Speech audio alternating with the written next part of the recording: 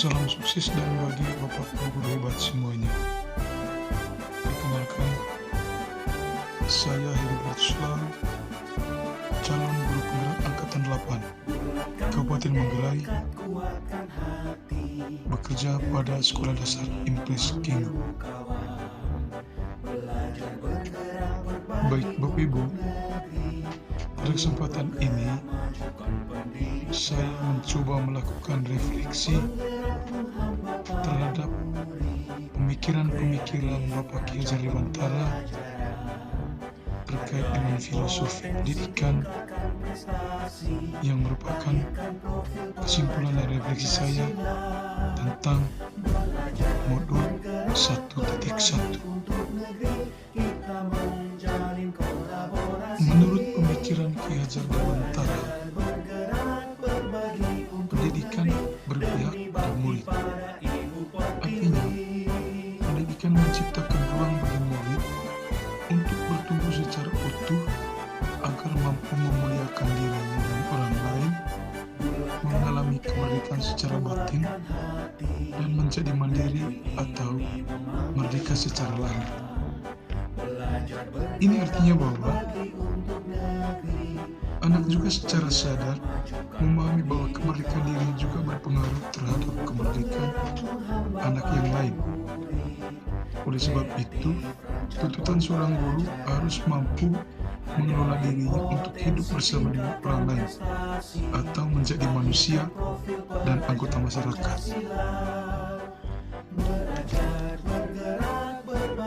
Lalu, yang kedua, mendidik dan mengajar anak harus sesuai dengan kodrat alam dan kodrat zaman.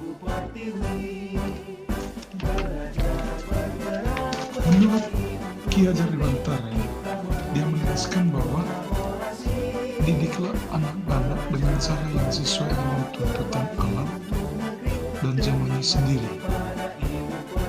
Artinya, cara belajar dan interaksi murid abad ke-21 tentu sangat berbeda dengan para murid di pertengahan dan akhir abad ke-20. Kodrat alam Indonesia dengan memiliki dua musim hujan dan musim kemarau, serta bentangan alam mulai dari pesisir pantai hingga pegunungan, dengan memiliki keragaman dalam memaknai dan menghayati hidup. Artinya, pendidikan dan pengajaran yang dilakukan oleh guru tentunya melihat situasi dan kondisi lingkungan alam sekitar. Maka, mendidik anak harus sesuai dengan keadaan situasi dan kondisinya, sehingga anak itu benar-benar mengalami kemerdekaan batin dan kemerdekaan lahiriah.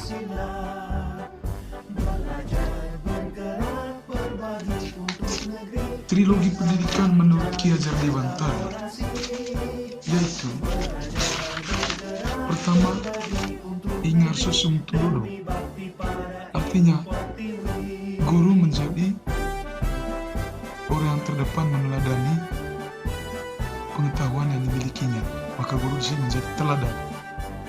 Lalu di tengah memberikan motivasi atau Ingmadia Mangun Karso, hanya guru harus membangun motivasi kepada anak. Dan Tutwuri Handayani, yaitu guru selalu memberikan dorongan kepada siswa. Menurut Ki Hajar Dewantara, pengajaran merupakan bagian dari pendidikan. Pengajaran itu sendiri merupakan proses pendidikan dalam memberi ilmu pengetahuan atau proses mentransfer ilmu dari guru kepada siswa. Artinya,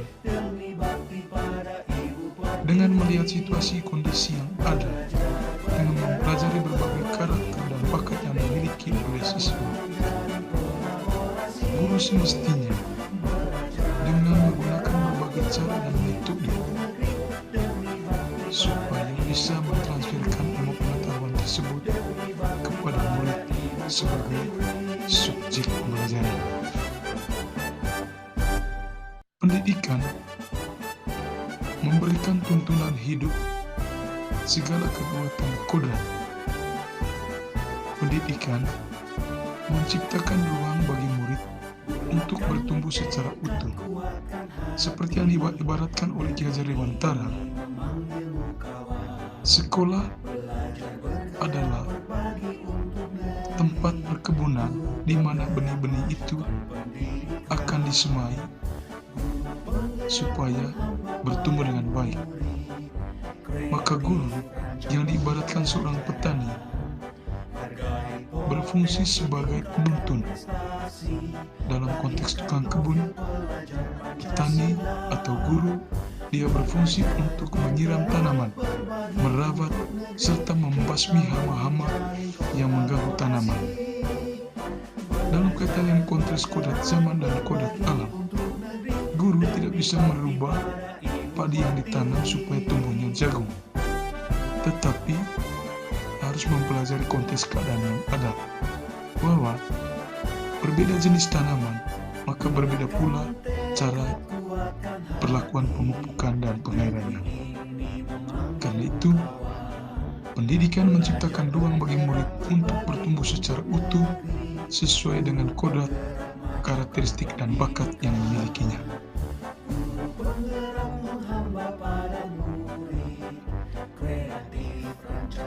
Beberapa pertanyaan yang menuntun saya untuk memberikan sedikit kesimpulan dan refleksi saya terhadap pemikiran-pemikiran Ki Hajar Dewantara terkait dengan pendidikan Indonesia. Yang pertama, apa yang Anda percaya tentang murid dan pembelajaran di kelas sebelum Anda mempelajari modul 1.1?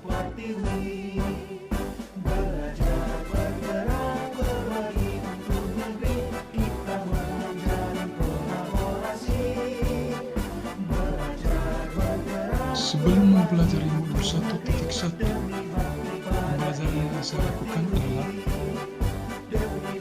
pertama, saya menganggap murid sebagai objek pembelajaran. Seolah-olah guru adalah pusat dari pembelajaran itu sendiri, dan murid bukan lagi menjadi tujuan atau menjadi sasaran. Maka murid adalah objek pembelajaran. Lalu yang kedua, pembelajaran hanya sebatas transfer ilmu pengetahuan, mengajar, berbagi ilmu, setelah itu selesai. Lalu pembelajaran hanya sebatas berbagi pengetahuan saja, tidak melihat seperti apa kemampuan dan pemahaman yang dimiliki oleh siswa dari pembelajaran yang kita lakukan. Yang ketiga, ketuntasan materi ajar lebih penting daripada tingkat pemahaman siswa. Keseringan yang saya pikirkan bahwa ketuntasan materi ajar atau target pencapaian kurikulum menjadi satu-satunya dengan mengabaikan seperti apa tingkat pemahaman atau daya serap yang dimiliki oleh siswa dari pembelajaran yang kita laksanakan. Lalu yang keempat, saya lebih banyak menilai murid dari aspek kognitif saja, tidak melihat seperti apa sikap dan keterampilan yang dimiliki oleh siswa. Lebih banyak mengukur ketercapaian kompetensi dengan aspek kognitif saja. Lalu yang kelima, pembelajaran berpusat pada guru. Artinya, sebelumnya saya sering lakukan bahwa pembelajaran itu berpusat pada guru. Artinya, menguasai pembelajaran dalam kelas seolah-olah hanya guru saja, siswa duduk dan dengar saja. Keaktifan pada siswa itu jarang muncul karena guru seolah-olah menjadi pusat perhatian siswa dan siswa pasif dan mendengar saja. Lalu yang keenam, memaksa murid untuk menghafal materi. Hal Hal yang saya lakukan selama ini juga memasak murid supaya bisa menghafal materi yang saya bagikan atau ilmu pengetahuan yang saya transfer bisa dihafal supaya nanti bisa dituangkan dalam proses evaluasi pembelajaran. Lalu, saya sering merasa gagal ketika siswa memperoleh nilai yang rendah pada saat evaluasi dengan mengabaikan seperti apa pembelajaran yang saya lakukan. Tetapi ketika siswa mengalami nilai yang rendah, saya merasa gagal, bahkan merasa jengkel.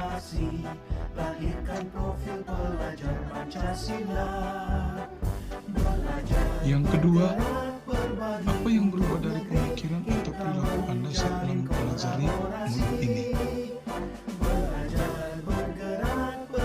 Hal yang perlu saya berubah dari pemikiran atau perilaku saya setelah saya mempelajari modul 1.1 ini. Yang pertama, dalam hal pembelajaran, murid seharusnya sebagai subjek pembelajaran, bukan objek. Artinya, dalam pembelajaran murid setidaknya atau seharusnya juga sebagai subjek supaya sama-sama aktif dalam pembelajaran. Guru tidak bersifat diktator atau bukan menjadi pusat perhatian siswa dalam hal pembelajaran, tetapi guru dan siswa sama-sama berperan aktif dalam pembelajaran. Maka fungsi guru hanyalah sebagai fasilitator dan penuntun. Yang kedua, guru harus mempelajari bakat dan karakteristik peserta didik atau murid, karena setiap anak memiliki perbedaan. Perlunya mempelajari bakat dan karakteristik murid bertujuan agar guru mampu memilih dan memilah serta menggunakan cara-cara yang berbeda atau metode yang berbeda dalam proses pembelajaran demi tercapainya keberhasilan belajar anak berdasarkan bakat dan karakteristik atau berdasarkan ciri khasnya masing-masing. Jadi setiap anak perlakuan berbeda-beda sesuai dengan bakat dan karakter yang berbeda pula. Tidak boleh diperlakukan sama. Lalu yang ketiga, menghargai setiap karakter dan bakat murid dan diberi kesempatan untuk tumbuh dan berkembang sesuai dengan kodratnya. Artinya guru tidak boleh memberikan penekanan kepada siswa sesuai dengan keinginan guru, tetapi memperlakukan murid sesuai dengan karakter dan bakat yang muncul di dalam dirinya supaya bisa dikembangkan dan bertumbuh sesuai dengan kodratnya. Artinya, guru tidak boleh memaksa anak, tetapi guru menuntun siswa itu atau menuntun murid supaya bakat atau karakter yang dimilikinya, bakatnya itu berkembang dan bertumbuh sesuai dengan kodratnya, sesuai dengan keadaannya dia. Lalu pembelajaran atau proses pembelajaran harus menyeluruh yang mencakup kognitif, afektif, dan psikomotorik. Artinya dalam proses pembelajaran perlu diperhatikan aspek kognitif, afektif, dan psikomotorik siswa. Tidak melulu pada kognitif saja. Dalam hal evaluasi, memberikan penilaian kepada siswa juga harus melihat beberapa aspek, yaitu aspek kognitif, afektif, dan psikomotorik.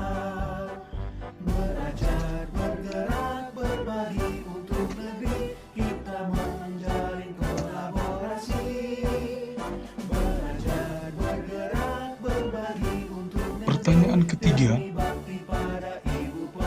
apa yang dapat Anda segera terapkan lebih baik agar kelas Anda mencerminkan pemikiran Kiai Zariwantara? Hal pertama yang saya lakukan adalah saya melakukan penjaringan bakat dan karakteristik masing-masing murid agar saya mengenali bakat dan karakteristik mereka masing-masing sesuai dengan latar belakangnya masing-masing dengan menjalin komunikasi yang baik.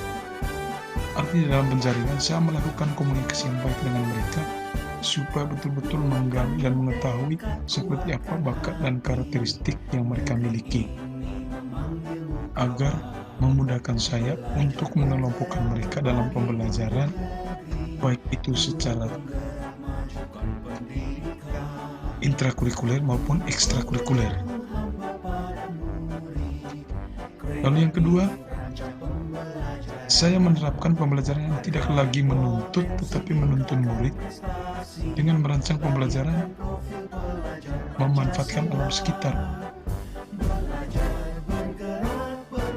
Kalau sebelumnya selama ini saya coba menuntut mereka supaya menghafal materi, memaksa untuk memahami materi yang saya ajar, sehingga mereka tidak mengalami kemerdekaan secara batin dan secara lahir, karena mereka belajar dan hidup di bawah tekanan saya.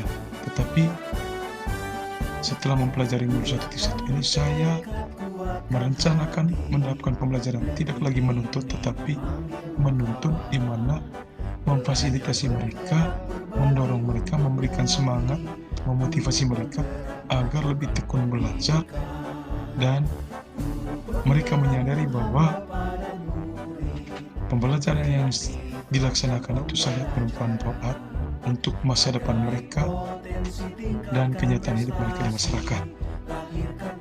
Selain itu, saya mencoba menggunakan media konkret dengan membuatkan alam sekitar sesuai dengan keadaan situasi atau kondisi peserta didik, sehingga memudahkan mereka untuk memahami materi ajar.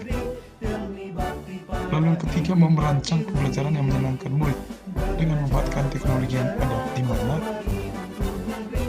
mencoba membawa siswa itu pada zaman, di mana zaman perkembangan teknologi atau zaman abad ke-21, sehingga memudahkan anak untuk berpikir kritis, kreatif, komunikasi, dan kolaborasi. Arti membangun ide-ide atau gagasan, muncul ide atau gagasan sesuai dengan tingkat perkembangan zaman. Karena itu perlu dirancang pembelajaran yang menyenangkan murid dengan menggunakan teknologi yang ada.